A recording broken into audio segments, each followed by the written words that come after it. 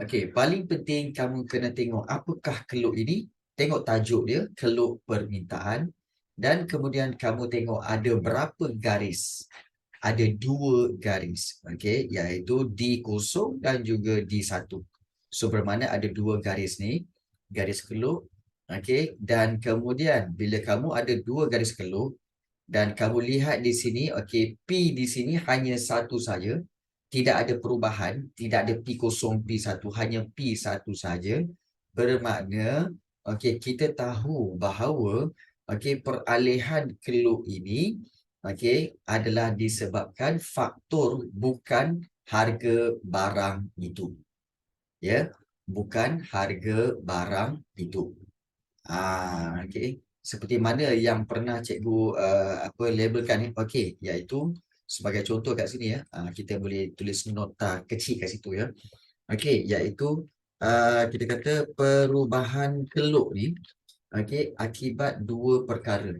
Sama ada harga barang itu dan satu lagi iaitu faktor yang kedua iaitu bukan okey harga barang itu. Dia ada 2 faktor. Okey. Jadi perubahan keluk itu kalau kita lihat, okey, bila harga barang itu, okey, so dia ada 2, harga barang itu dan bukan harga barang itu. Kalau faktor harga barang itu, maka keluknya, okey, kita tahu keluk dia adalah, okey, dia akan okey berubah di sepanjang keluk tersebut. Ya, di sepanjang keluk tersebut, sama ada dia naik ke atas ataupun dia turun ke bawah. Dan faktornya kerana apa? Kerana harga barang itu sendiri. Tetapi kalau bukan harga barang itu, okey, dia punya perubahan keluk dia adalah dia mesti ada 2 garisan. Dia begini. Dia mesti ada 2 garisan. So sama ada ke kanan, ke kiri atau ke kanan. Dia mana-mana pun boleh. Okey. Jadi kenapa dia berubah? Perubahan keluk harga barang itu berubah kerana harga dia. Satu-satunya sebab kenapa dia berubah okey pada perubahan harga barang itu sendiri kerana apa? Okey, faktor perubahan okey kerana apa? Okey, perubahan adalah perubahan ialah harga barang itu. Okey, barang itu.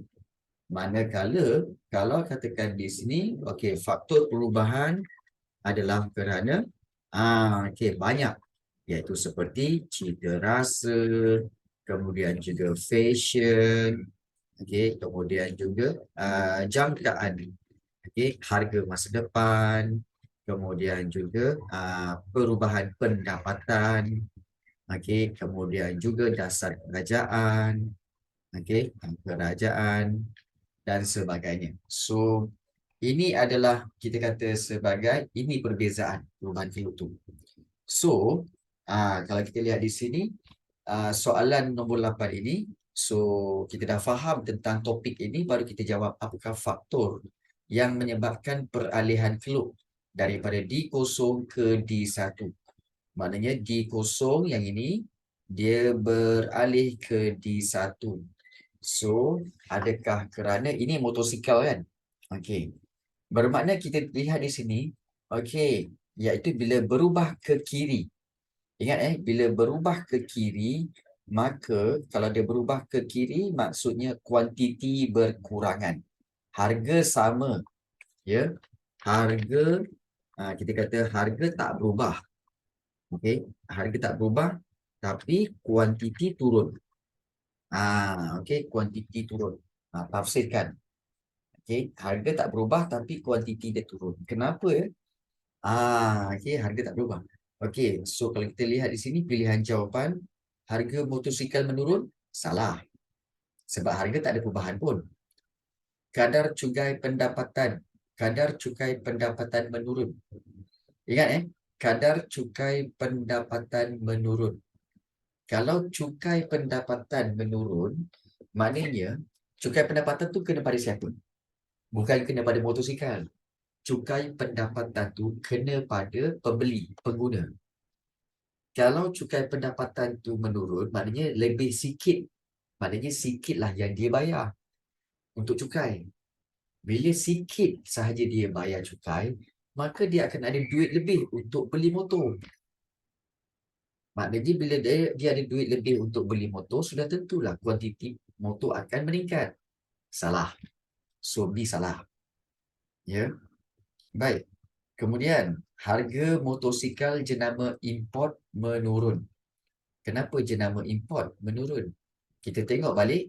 Okey. Okey. Menunjukkan keluar permintaan bagi motosikal tempatan. Motosikal tempatan. Jadi, kita tengok C. Harga motosikal jenama import menurun. Baik. So, di sini, bila kita fikirkan bahawa harga motosikal import tu menurun, maka mana yang lebih murah? Okey. Motosikal tempatan ke motosikal import? Mana yang lebih murah? Okey. Motosikal import. Mana yang lebih murah? Okey. Motosikal tempatan, harga tak berubah. Harga tak berubah. Tapi motosikal import, dia kata, okey, harga motosikal jenama import itu menurun. Okey. Harga menurun.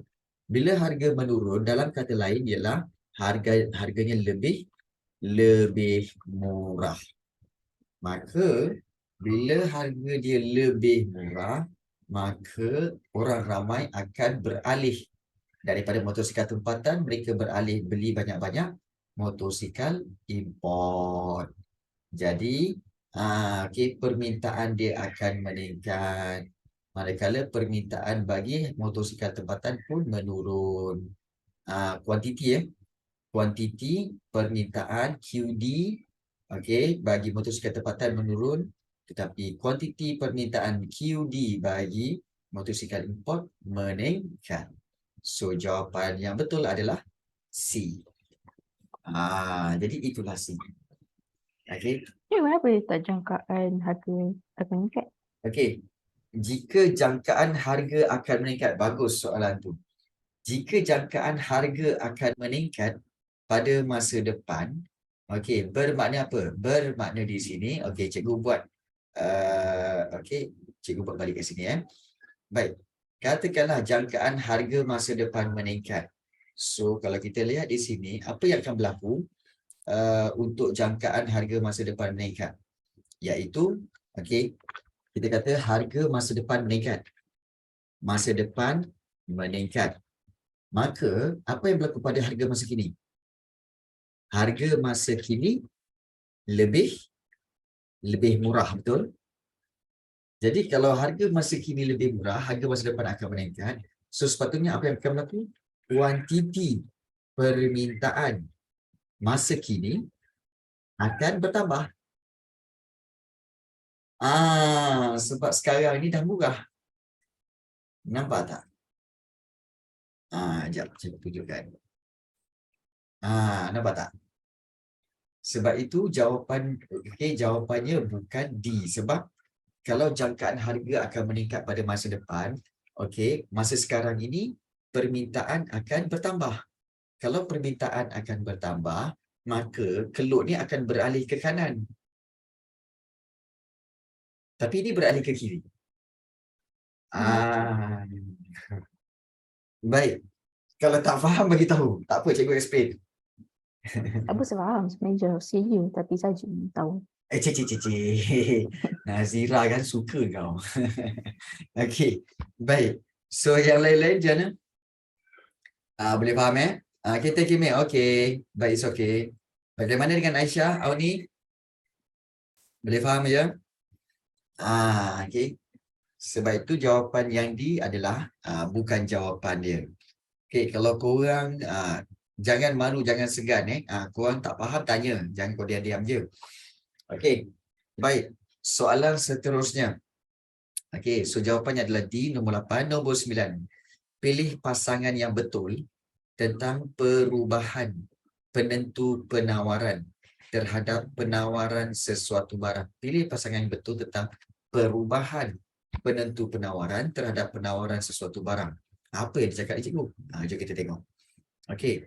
Baik. So kalau kita lihat ini penentu, okey, penentu perubahan, okey, penentu, dan inilah perubahannya. So dia kata mana satu yang match. Okey, perubahan. So mana satu yang match. Okey. So kerajaan meningkatkan cukai kepada pengeluar. Bila kerajaan meningkatkan cukai kepada pengeluar, kita lihat bahawa harga akan meningkat, okey, dan kuantiti juga akan meningkat supply. Betul atau salah? Kerajaan akan meningkatkan cukai kepada pengeluar. Okey, so adakah bila kerajaan meningkatkan cukai, maka okey, penawaran akan bertambah, harga akan meningkat. Okey. So mungkin kamu akan macam pelik je. Okey, tak apa. Okey, kita tengok kepada B.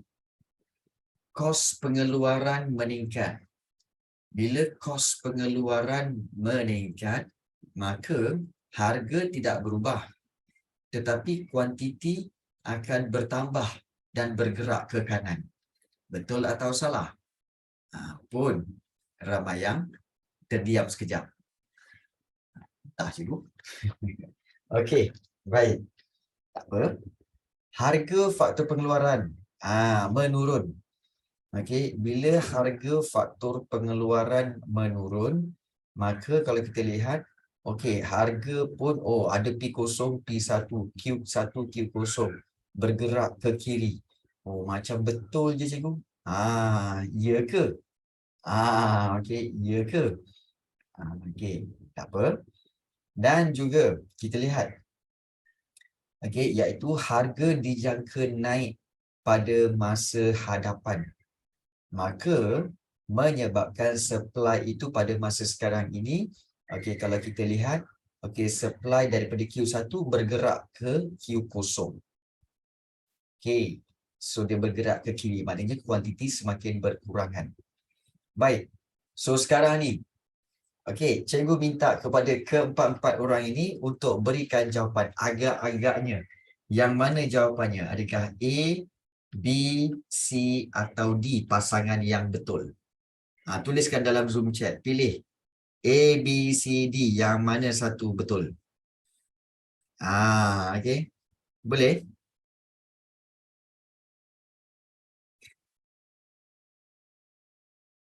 Cikgu tanya. Mana atas? Tak, bukan. Ha. Bila cakap Q0, Q1 tu, yang Q1 dia masuk, dia dah berubah kan? Atau dia belum berubah lagi? Ya, P1 adalah telah berubah. P1 tu maksudnya berubah daripada P0.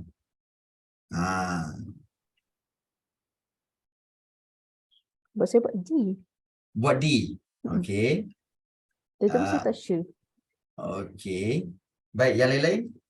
Okey. Seronok ni nak dengar. Okey. Baik, bagaimana yang lain? Okey, Aisyah, Audi dan juga Teh Kiming, sila pilih yang mana satu. Adakah A yang betul, B yang betul, C yang betul ataupun D yang betul? Okey, Nazira kata D. Okey, yang lain-lain? B kot. Okey. Boy ke donkey? Boy. Boy. Okey, so dia kata B. Kawan je. Okey, baik. Bagaimana dengan Audi dan juga Aisyah? Audi dan juga Aisyah, mana satu? A, B, C, D. Mungkin terkelu sekejap. Okey, baik. Basic. Okey, basic kepada penentu ni sebenarnya sama macam permintaan tadi. Okey, iaitu sebenarnya kalau kita boleh faham, okey, iaitu apakah faktor perubahan. Okey, kita belajar tadi iaitu apakah faktor perubahan keluk. Okey, faktor perubahan keluk pastinya kerana dua. Tak kisahlah sama ada dia permintaan ke ataupun penawaran. Sebenarnya kedua-dua ini, okey, dia akan puncanya sama sahaja. Iaitu sama ada harga barang itu ataupun satu lagi faktor bukan harga barang itu. Okey, bukan harga barang itu. So sama saja. Okey. Jadi kalau kita lihat di sini cuma perbezaan dia adalah dari sudut ya. Okey, iaitu dari sudut harga barang itu memang sama. Faktor perubahan keluk. Okey, so yang ini dan yang ini. Okey.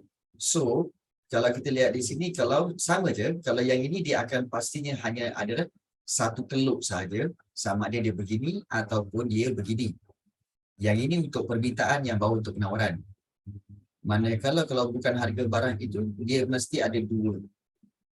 Sama ada penawaran, permintaan di atas tu dan juga penawaran di atas tu. Kalau permintaan kita tahu, okey, banyak faktor-faktor tadi, okey, seperti yang kita kata seperti fashion, cita rasa, kemudian juga musim, okey, dan lain-lain lagi lah. Tapi kalau yang ini, okey, yang penawaran banyak juga. Okey, seperti contohnya dasar kerajaan, okey, kemudian juga matlamat pengeluar, okey, matlamat pengeluar, kemudian juga kita boleh ambil seperti pendapatan. Okey, pendapatan ke? Bukan pendapatan. Okey, harga faktor, okey, harga faktor dan sebagainya. Okey. Jadi, cuma perbezaan daripada segi apa tahu? Daripada segi dia punya faktor-faktor bukan harga barang itu. Ini je. Okey, tapi dia punya kesan tetap sama. So, kalau kita lihat di sini, okey, kita boleh cap. Kalau kerajaan meningkatkan cukai kerajaan, ini adalah kita kata sebagai dasar kerajaan. Okey, ini dasar kerajaan. So, kalau dasar kerajaan, maka keluk itu salah. Ya, keluk yang A itu salah sebab kalau dasar kerajaan, dia perlu ada dua keluk. Ya. Dua keluk, dua garis. Tapi ini satu garis saja. Okey. Jadi salah. Salah. Baik. Kemudian yang B, kos pengeluaran meningkat. Okey. Kos pengeluaran meningkat maknanya faktor bukan harga barang itu. Okey, dah betul dah ada dua. Tetapi kalau kos pengeluaran meningkat, maka kuantiti akan berkurang. Tapi ini kuantiti bertambah. Sepatutnya dia beralih ke kiri. Tapi ini beralih ke kanan. So, salah.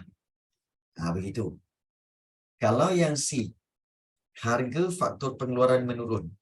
Kalau harga faktor pengeluaran menurun, seperti harga buruh, tanah, modal kan, dia menurun, maka dia akan menyebabkan ada dua keluk. Kerana dia faktor bukan harga barang itu. So, dia ada dua keluk. Ini satu pun salah. Maka yang betul ialah D, iaitu harga dijangka naik. Jangkaan harga pada masa hadapan.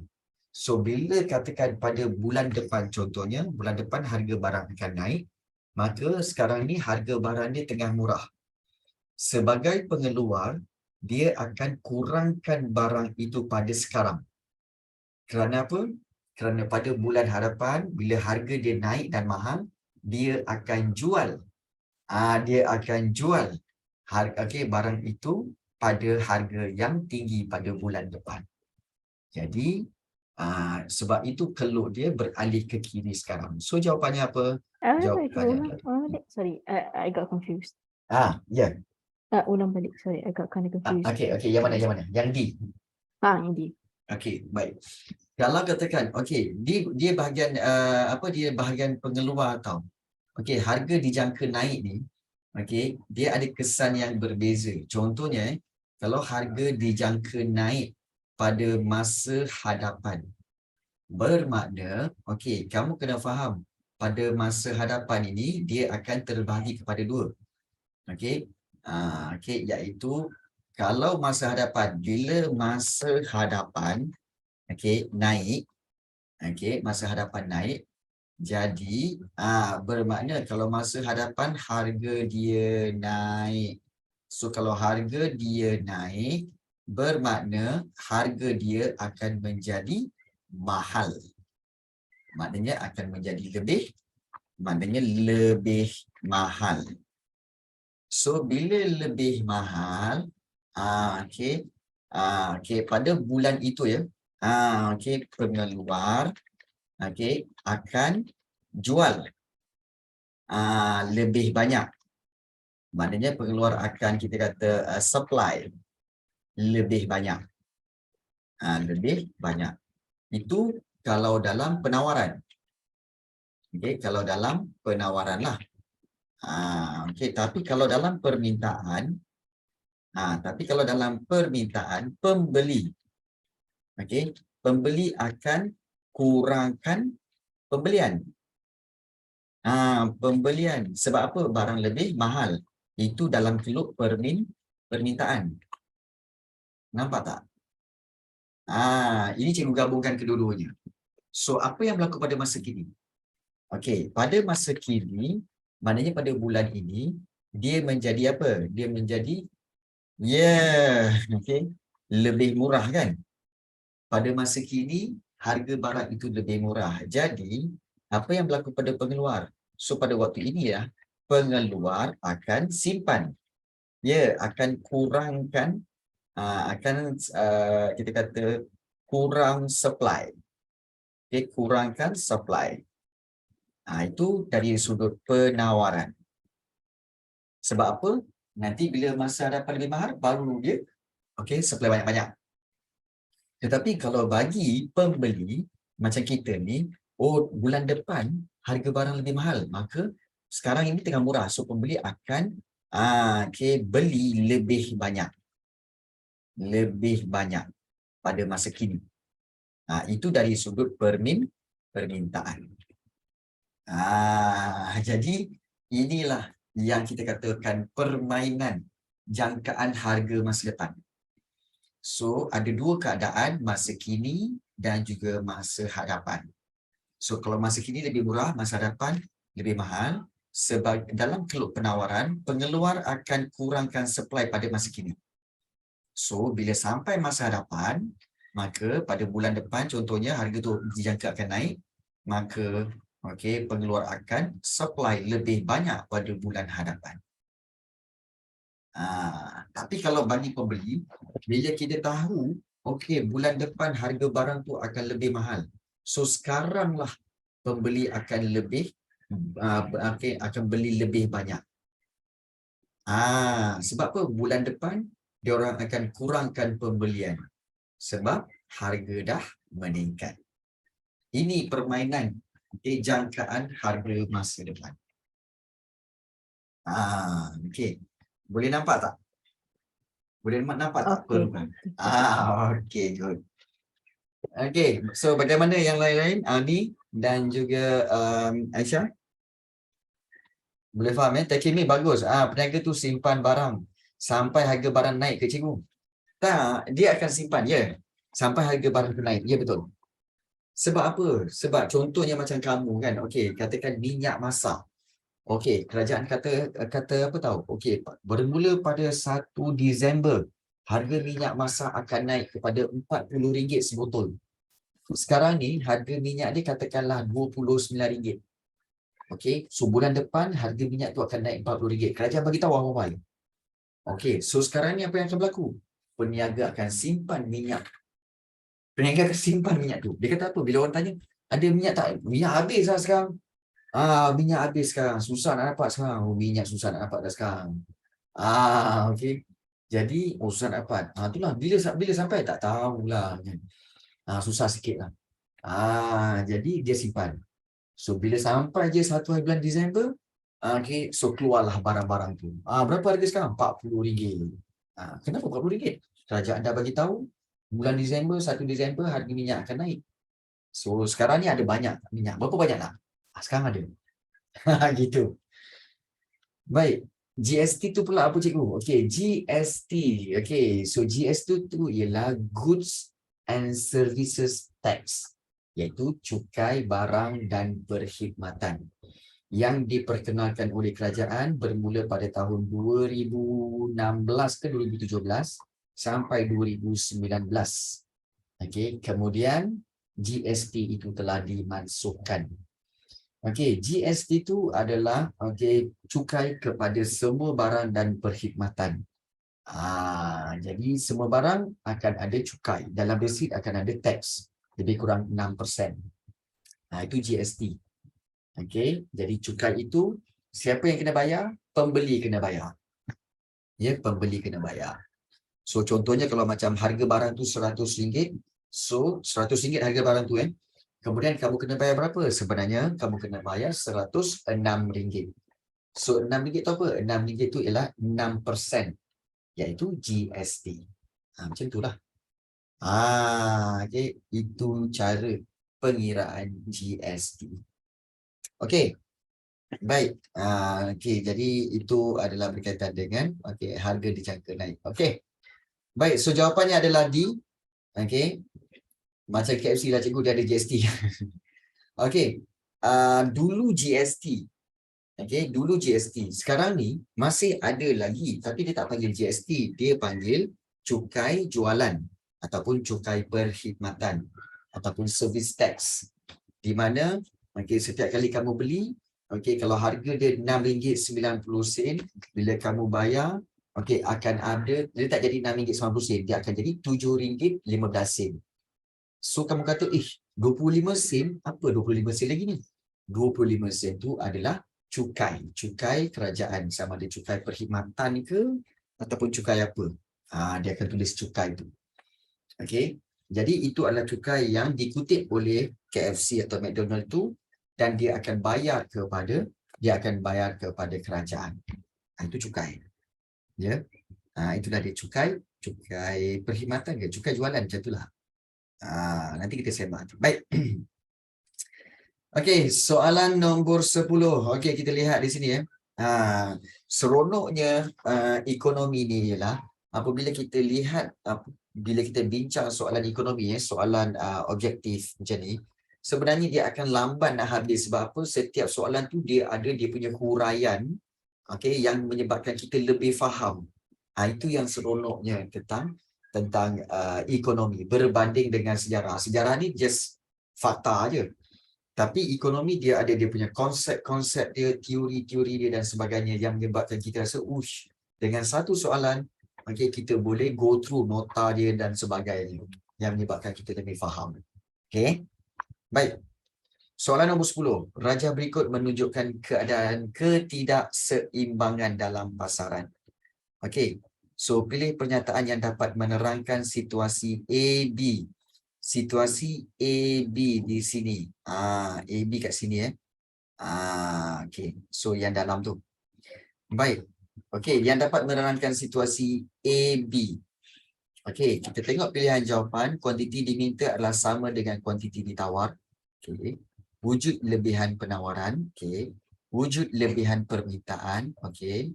Dan juga harga cenderung untuk naik. Okey, sekarang bagi tahu cikgu, apakah jawapan dia?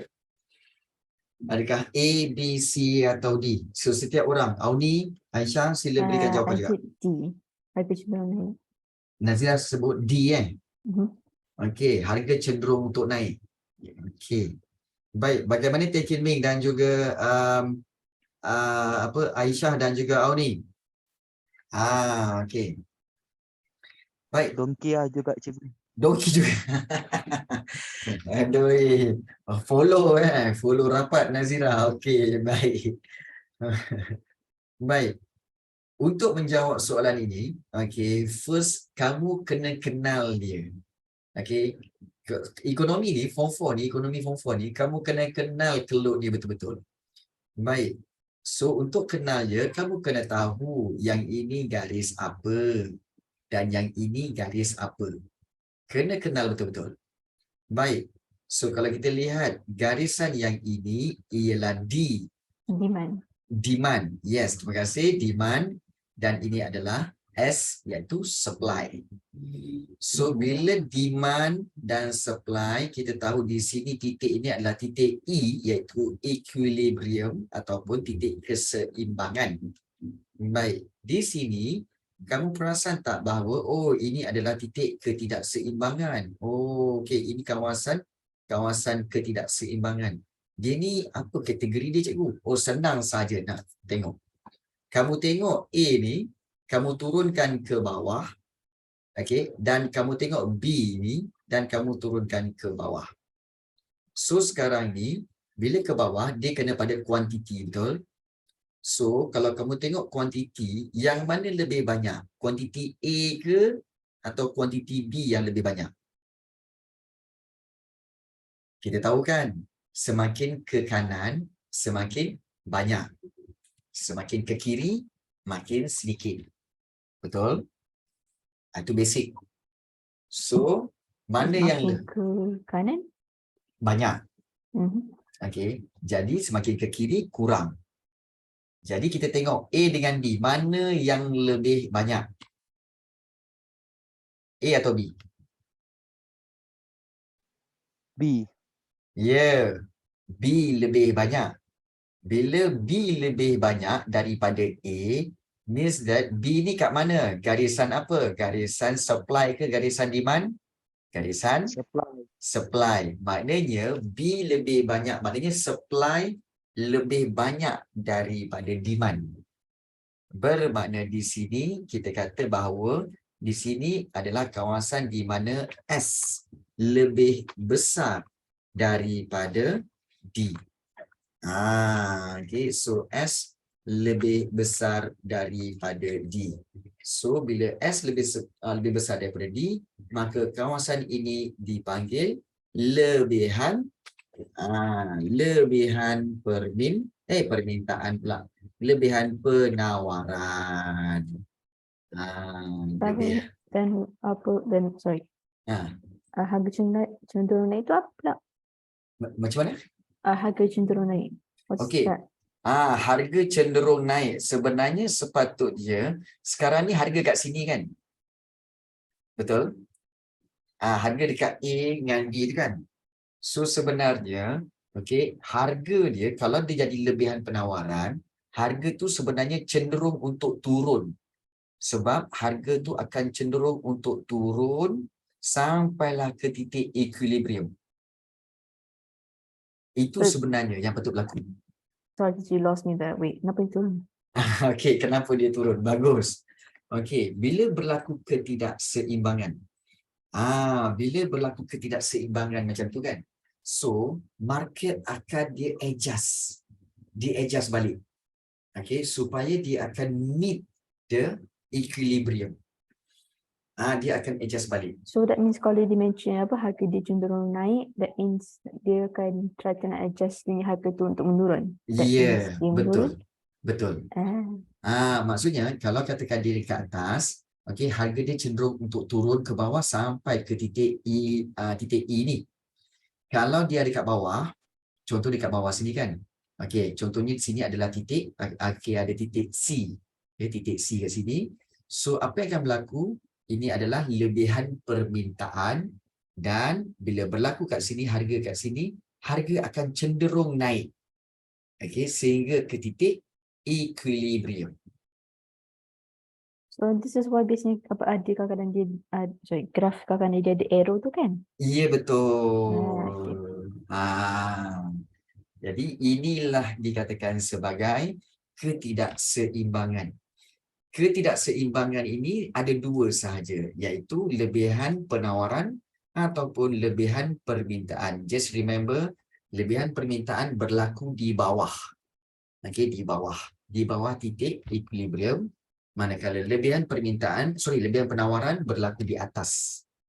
Ya, ni di atas, yang di bawah ni lebihan permintaan. Walau mana sekalipun, kalau dia berlaku pada ketidakseimbangan, harga akan cenderung pergi ke titik E balik.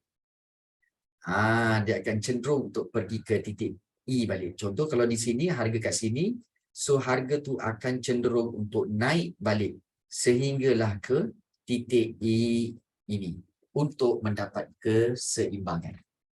Begitu juga kalau katakan harga tu memang di atas tadi seperti A ni, okey, so apa yang akan berlaku? Okey, harga selepas itu akan cenderung untuk turun ke bawah, okey, sampai dia bertemu di E balik. Tapi first kamu kena tahu kawasan ini lebihan penawaran, Kawasan ini lebihan permintaan. Kiri kanan tak ada. Kiri kanan tak ada. Atas bawah je.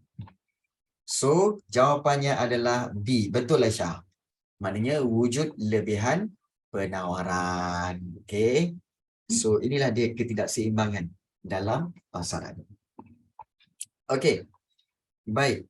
So, itu soalan yang ke-10. Yang ke-11. Daripada tadi kita asyik tengok keluk kan, berpinar mata korang. Okey. Tak apa. Okey, sebab ramai yang mungkin tak berapa jelas lagi tentang tentang keluk. Kita tengok di sini. Okey, raja berikut menunjukkan tajuk dia penting keseimbangan dalam pasaran barangan. Okey, keseimbangan. Okey. Baik.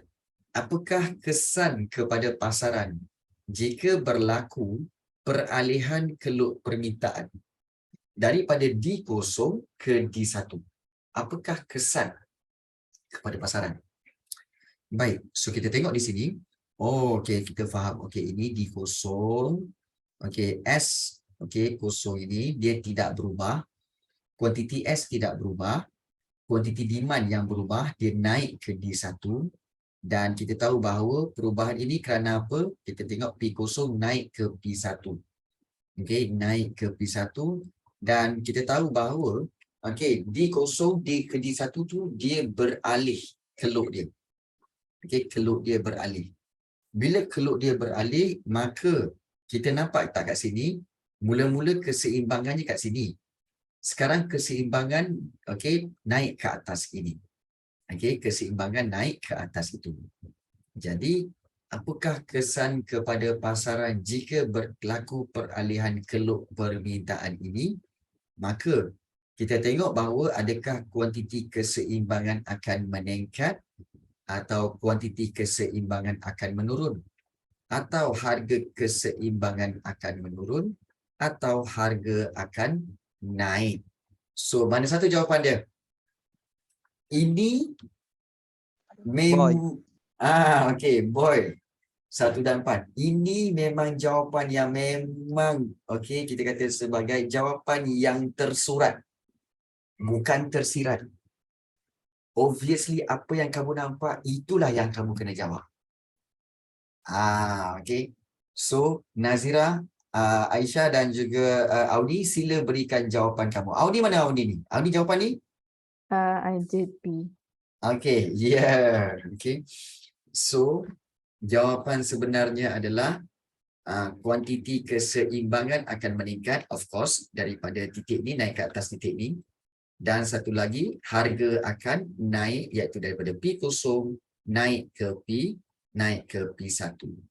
So, ini memang obviously jawapannya adalah B lah. Dan ini memang jawapan yang memang ambil direct daripada jadual ini. Oh ya ke? Oh, dari tadi tak kena idea masalah ni. Baik. Jadi kalau kita lihat inilah dia tentang soalan-soalan ini. Dan kalau kamu kata, cikgu, soalan macam ni pun ada ke yang tak tahu sebab dia obviously memang nampak aja apa yang kat sini. Well, kalau pelajar tu tak kenal tentang apa, kenapa dan apa itu P0, P1, apa itu D0, D1 dan kenapa dia beralih, kenapa.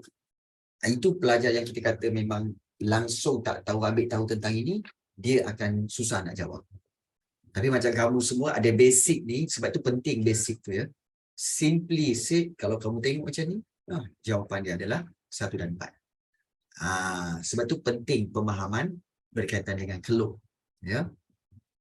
Okey. Baik. Soalan 12. Keluk lagi. Oh, nasib baik. Keanjalan. Okey. Raja berikut menunjukkan keluk penawaran terhadap sesuatu barang, iaitu barang Z. Keluk penawaran terhadap sesuatu barang Z. Kalau kita lihat keluk penawaran, so di sini 100, naik 300, 5, 10. Berapakah pekali nilai keanjalan? Pekali nilai keanjalan harga penawaran bagi barang Z. Okey. Baik. Okey. Jawapan dia. Bagaimana nak jawab? Kita kena buatlah kita punya formula iaitu okey, yang dipanggil Kiko Pipo Kiko Pipo.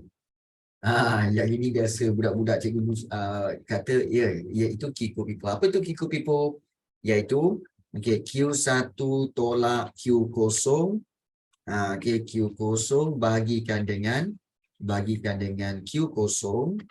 Okey, kemudian juga bahagikan lagi bahagikan lagi dengan P1 tolak P0 bahagikan dengan P0. Baik. Secara umumnya cikgu tahu bahawa korang semua tak ada masalah tentang apa itu Q1, Q0, P1, P0. Formula ni tak ada masalah. Okey. Masalah utamanya ialah iaitu masalah untuk memilih mana Q1, mana Q0, mana P1, mana P0. Salah pilih, jawapannya salah. Itu yang cikgu selalu lihat para pelajar. Bila dia nak jawab soalan ini, dia salah pilih.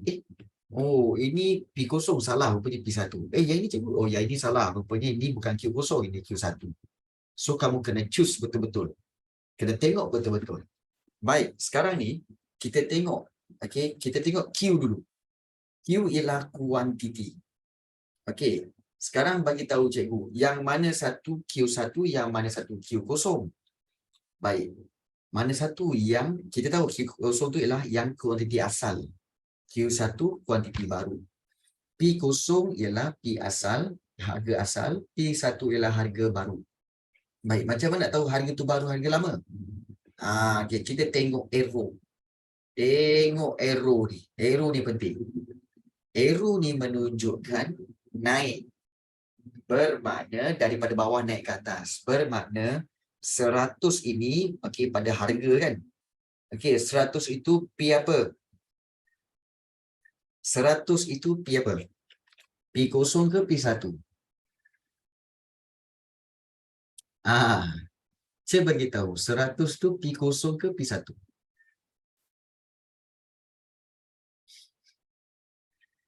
Harga asal ke harga baru? Itu yang kita nak jelas. Okey, baik. Dah bagus Danisha. 100 tu ialah P0. Iaitu harga asal. Manakala yang 300 itu adalah sudah tentu harga baru iaitu P1. Betul? Baik. So sekarang mana di antara kuantiti ni yang mana Q0, yang mana Q1? Danisha, mana satu Q0, mana satu Q1? Yang 5 ke yang 10? Kena kenal pasti tu dulu. Yang lain-lain? Yang mana satu Q0, yang mana satu Q1? Okey, 10 Q baru. Okey, baik, bagus. Okey, 10 ialah Q1. Ya, Q1, manakala yang 5 ini adalah Q0. Okey, so labelkan dulu. Ingat kamu kena labelkan dulu. Bila dah label, baru kamu masukkan ke dalam formula. Okey, iaitu Q1 tolak Q0, maknanya 10 tolak 5. Bahagikan dengan 5. Bahagikan dengan 5. Kemudian bahagikan juga dengan P1. P1 ialah 300. Tolakkan dengan 100. Bahagikan dengan 100. Baik. So sekarang cuba kamu kira menggunakan scientific calculator. Berapa yang kamu dapat untuk untuk formula ini? Berapa kamu dapat? 10 tolak 5 tinggal 5. So 5/5. So 5/5. Kemudian dibahagikan dengan 300 tolak 100, 200. 200 per 100. Okey, sila guna kalkulator. Sekarang, berapa yang kamu dapat agak-agak Yang Q tu dapat 1, yang P dapat berapa? 2. 2. Hmm. Okey, 2. So bermakna 1 bahagi 2. So 1 bahagi 2 berapa? Bermakna dapat 1 per 2. 1/5. Dapat setengah lah. So berapa? Jawabkan lebih. Okey. So bermakna di sini kalau kita lihat, okey, yang ini dapat 1. Okey, kemudian yang sebelah ni kita dapat 2. Okey, 1 per 2. So 1 per 2 kalau kamu tukarkan kepada nombor perpuluhan, kamu bagikan, kamu akan dapat berapa? 0.05. Betul? Okey. 0.5. So jawapannya adalah B. Dan adakah ianya anjal atau tidak anjal? Anjal ke tak anjal?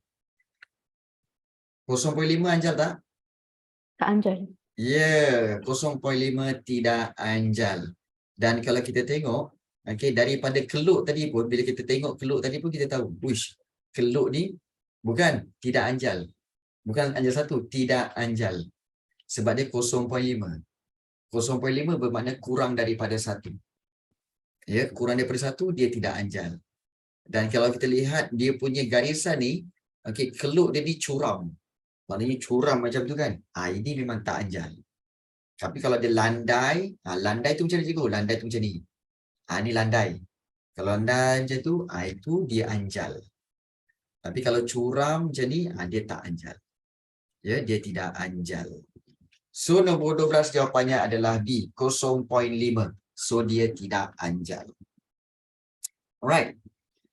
Dan soalan 13.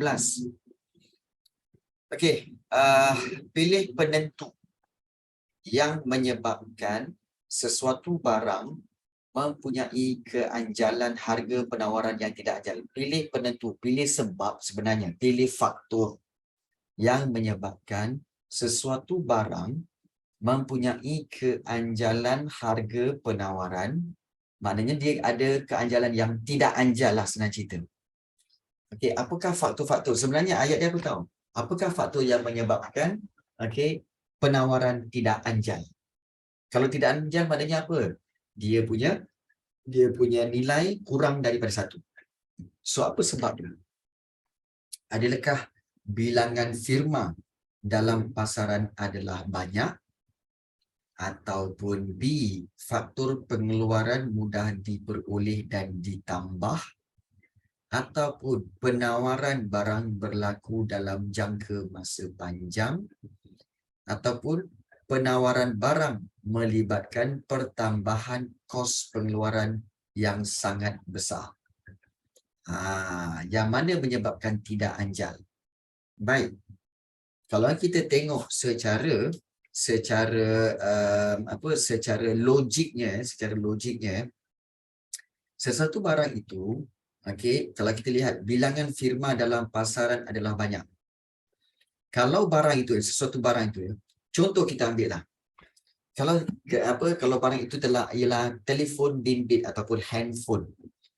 Kalau terlalu banyak bilangan syarikat handphone, Oppo, kemudian juga Vivo, kemudian Apple, kemudian Samsung, kemudian Huawei dan macam-macam lagi dengan produk yang banyak-banyak, adakah barang itu tidak anjal atau anjal? Barang tu akan jadi anjal ke tidak anjal? Telefon anjal. bimbit. Tidak. Sebenarnya barang itu akan Sebab jadi dia ada barang pengganti kan? Ya, dia ada barang pengganti. Jadi dia akan jadi anjal. Tahu kenapa anjal? Sebab daripada banyak-banyak phone tu, sedikit perubahan kepada harga phone itu menyebabkan orang lain buruk pergi ke phone tu. Kalau sedikit perubahan pada harga phone yang ini, contohnya Apple je turunkan harga sikit kan, Huawei punya pelanggan, Oppo punya pelanggan terus pergi ke Apple. Jadi bermakna apa? Bermakna bilangan firma dalam pasaran ini menyebabkan apa? Penawaran itu menjadi lebih anjal. Jadi dia punya bilangan tu akan menjadi bila bilangan firma dalam pasaran banyak, maka dia punya penawaran lebih anjal. Penawaran Sebenarnya pening ke pasalnya apa yang Klopp Anjal ni sebenarnya pening ke? memang so kita apa penipu dan menyebabkan satu barang itu mempunyai keanjalan harga penawaran yang tidak anjal tu memang pening sikit, sebabnya kita kena refer kepada keluk. Refer kepada keluk. Apakah maksud tidak anjal? Tidak anjal tu bermaksud dia begini. Dia begini, iaitu kita tahu bahawa walaupun harga dia berubah banyak, tapi dia punya perubahan kuantiti tu sikit aja. Dia punya perubahan kuantiti tu sikit sahaja. Jadi itu yang dikatakan sebagai tidak anjal. Itu definisi tidak anjal. Ya. Tidak anjal. Iaitu perubahan harga yang besar menyebabkan perubahan kuantiti yang sedikit sahaja. Jadi sebenarnya dia telah bagi clue dah kat sini. Clue dia kat mana tahu? Dekat D tu. Penawaran barang melibatkan pertambahan kos pengeluaran yang sangat besar. Maknanya, kos pengeluaran yang sangat besar menyebabkan perubahan harga yang sangat besar. Tetapi kuantiti dia berubah dengan sedikit sahaja. Contohnya apa? Contohnya apa, cikgu? Contohnya iaitu kita katakan barang-barang bahan mentah. Contohnya apa? Contohnya sayur. Contohnya apa? Contohnya ayam. Sayur, ayam. Kenapa Kenapa macam sayur, cikgu? Macam ni. Katakanlah satu ladang sayur di Cameron Highland. Satu ladang sayur di Cameron Highland, dia boleh mengeluarkan dalam satu hari, kita kata sebagai 500 kilogram sayur setiap hari dalam satu ladang, satu ladang. Baik. Kemudian, kalau katakan dia kata itu jelah 500 tu. Tak boleh nak ditambah lagi. Kalau nak tambah boleh. Tetapi dia kena, owner tu, dia perlu beli tanah sebelah. Beli tanah sebelah. Kemudian dia kena keluarkan modal lagi untuk bekerja kat situ lagi. Dan juga dia perlu tambahkan dengan benih dan juga baja untuk kebun yang baru. Maknanya apa? Kalau dia nak dia nak tambah kuantiti, bukan senang. Kalau dia nak tambah kuantiti, sayur itu, dia perlu kos pengeluaran yang sangat besar. Jadi sebab itu, sayur ini tidak anjal. Maksudnya apa? Maknanya, harga tu naiklah macam mana pun, turunlah macam mana pun, tetap dia supply 500. Contoh kalau katakan sayur tu tengah murah. Katakan sekarang ni sayur sekilo harga RM3. Contoh. Jadi peniaga tu, tukang yang pengeluar sayur tu kata apa? Kita supply 500. 500 kilogram juga. Harga RM3 bos. Tak apalah nak buat macam mana, dah memang RM3. Memang rugi sikit lah, tak apalah kita supply lah 500. Harga RM3. Sebab itu je maksimum boleh. Kemudian, katakanlah harga sayur naik daripada RM3, katakanlah naik sampai RM7, RM8 sekilo. Bos, harga sayur sekarang RM7, RM8, bos. Habis berapa kita supply? 500 lah. 500 kilo juga. Habis bos kita tak nak tambah. Nak tambah macam mana? Kalau aku nak tambah, kena beli tanah lagi. Beli tanah lagi, beli pokok lagi, beli tambah pekerja lagi. Tak apalah, 500 lah. Hantar, supply lah 500. Maknanya apa? Itu yang maksud tidak anjal. Iaitu apa? Berubahlah harga macam mana pun. So dia punya supply quantity tu tidak berubah. Kalau berubah pun sikit sangat. Mungkin kalau 500, sekarang bos harga tengah mahal bos.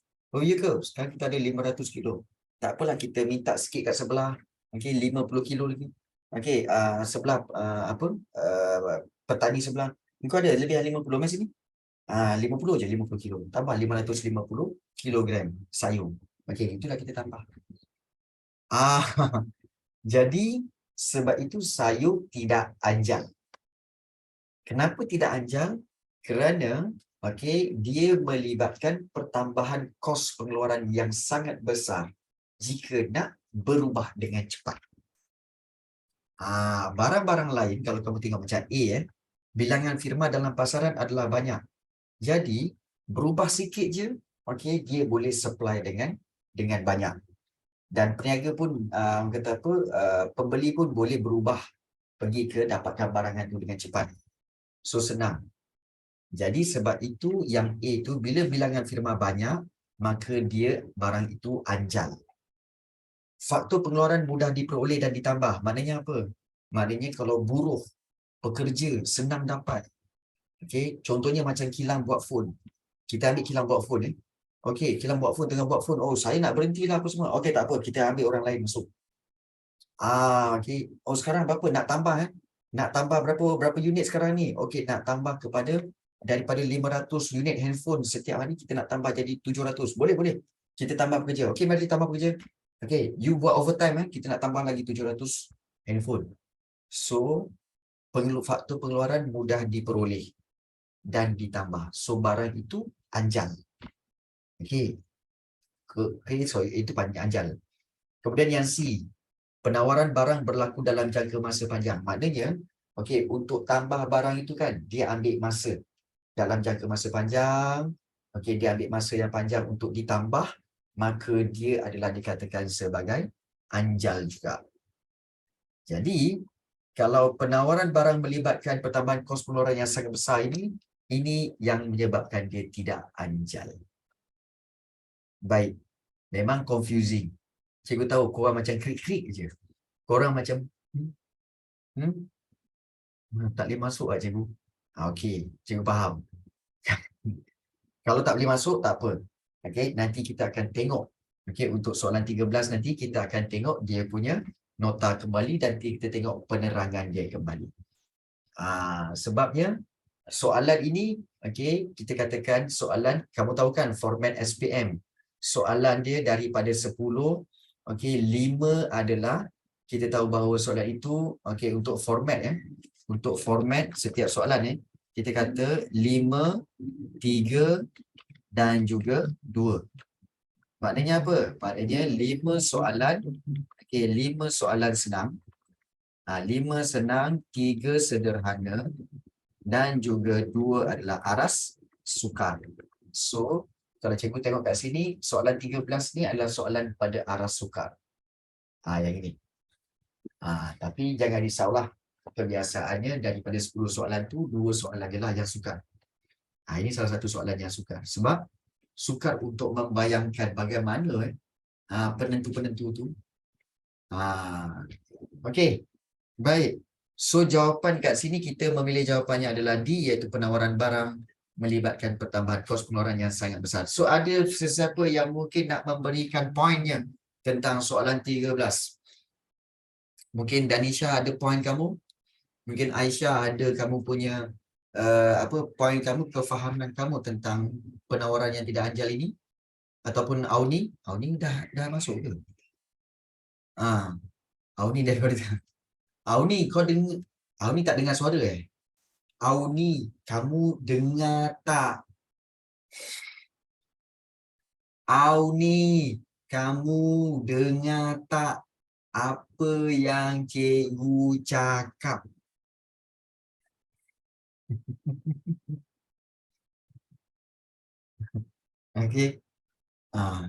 Tiba-tiba cikgu cakap, lepas tu dia terus reply dekat baik.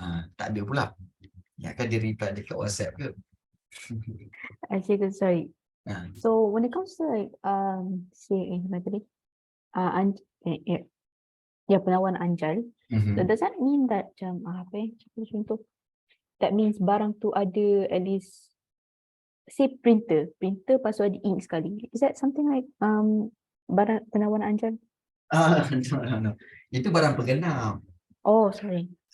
Itu bukan. So itu okey, itu kategori lain. Okey, biasanya kalau barang penggenap, barang pengganti itu memang berbeza daripada barang yang tidak anjal ni. Barang tidak anjal ni maksudnya adalah barang yang kita kata ubahlah harga, okey, perubahan harga menyebabkan perubahan kuantiti.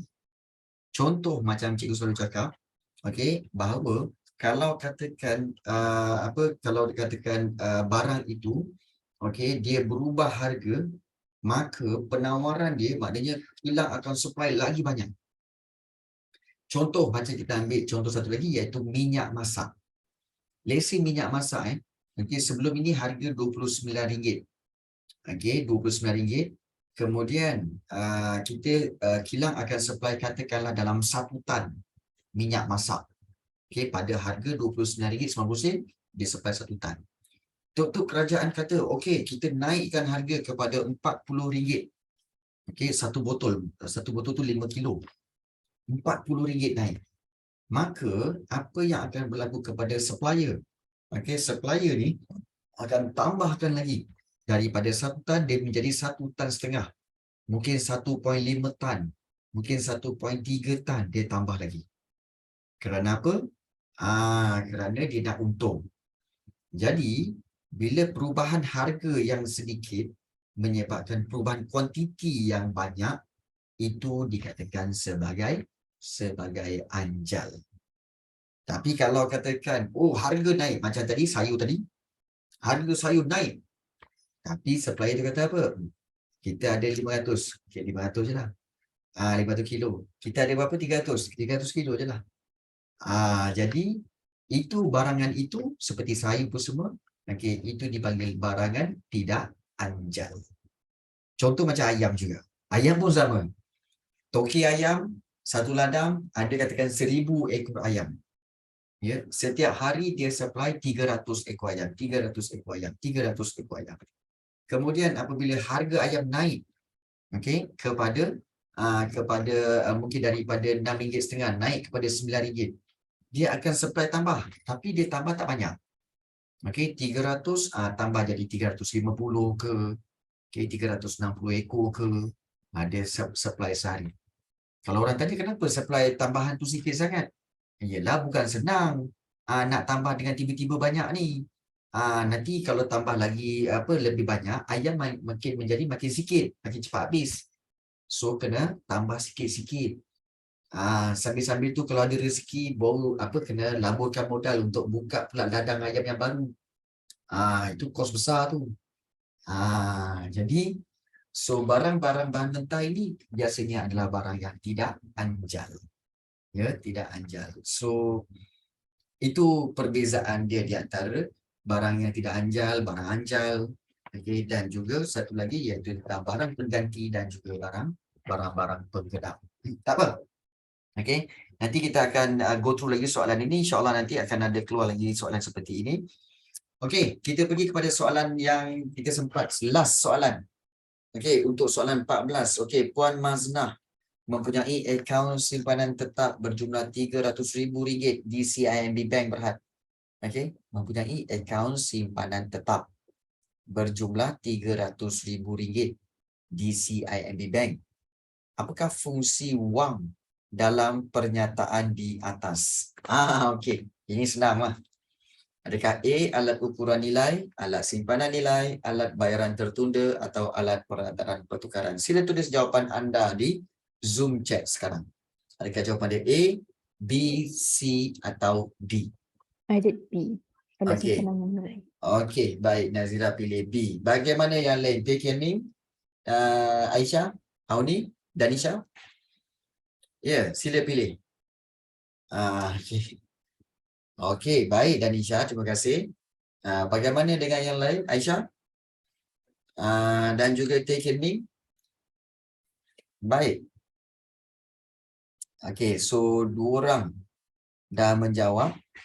Okey, kalau kita lihat di sini, Puan Maznah mempunyai akaun simpanan tetap berjumlah RM300,000.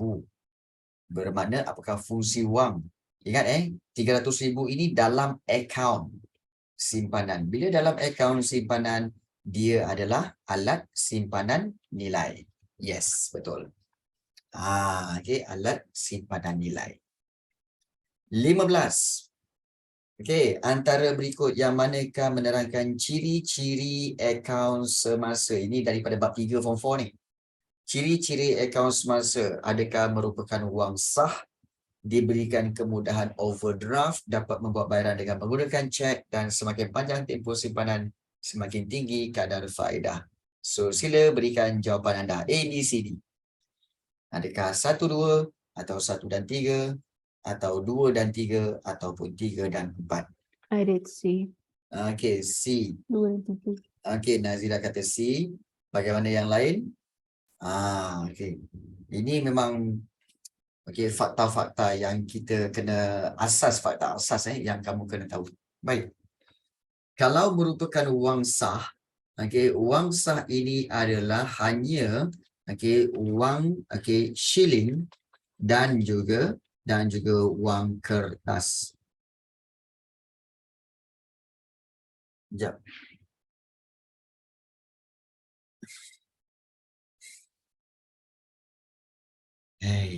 Wang kertas. Sekejap. Wang kertas. Macam bayaran tunai ke? Kemudian, kamu tahu kan akaun semasa? Wang sah tu maknanya wang yang boleh diterima umum. Ya, bayaran tunai. Betul.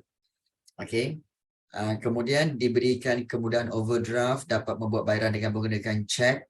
Kita tahu buku cek tu. Dan yang keempat, semakin panjang tempoh simpanan, semakin tinggi kadar faedah.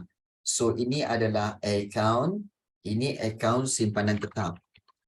Simpanan tetap. Ini akaun simpanan tetap. So, yang soalan tanya akaun semasa. So, jawapannya adalah 2 dan 3. So, jawapannya adalah C. Iaitu kemudahan overdraft dan juga dapat membuat bayaran dengan menggunakan cek. Overdraft apa? Overdraft adalah kemudahan untuk keluarkan duit lebih banyak daripada baki akaun. Itu hanya ada dalam akaun semasa yang ini. So overdraft, akaun semasa, overdraft dan juga dapat menggunakan cek. Boleh faham? Boleh. Okey. So Nazira kata boleh. Gadisha, Aisyah dan juga yang lain-lain, teknik.